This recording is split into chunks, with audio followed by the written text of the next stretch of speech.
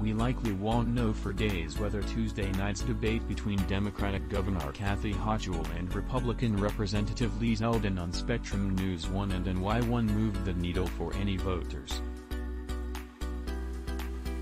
But with now less than 2 weeks to go until Election Day, both candidates are trying to convince voters that they understand the public safety issues facing New Yorkers. Zeldin continued to link the recent suite of criminal justice law changes, including bail law changes that ended cash requirements for many criminal charges, to the broader increase in violent crimes being experienced. Hochul, meanwhile, pointed to efforts to get guns off the streets. Both trying to highlight their opponents' alleged weaknesses on crime and guns, both sought to give voters very different visions for New York. Zeldin is offering what amounts to a course correction after 15 years of Democrats holding the governor's office in the state and all statewide levers of power since 2019. He believes has got precedent on his side with the victory of Republican George Pataki in 1994, toppling liberal icon Mario Cuomo in what would prove to be a wave year for the party. Hochul in many respects is trying to do the opposite, set a precedent of her own.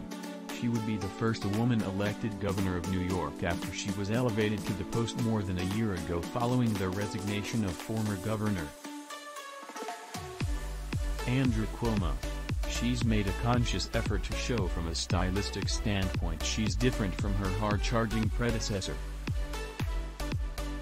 Zeldin is trying to do what John Faso, Paladino, Astorino and Marc Molinaro all failed to do since 2006 in the race for governor, show New York, with its heavy Democratic enrollment advantage, can still be a competitive state for the GOP.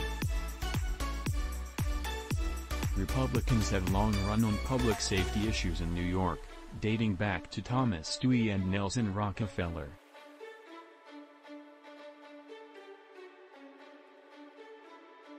But at the same time, Hochul has noted successful efforts to make changes to the state's bail law that have come under scrutiny during the campaign.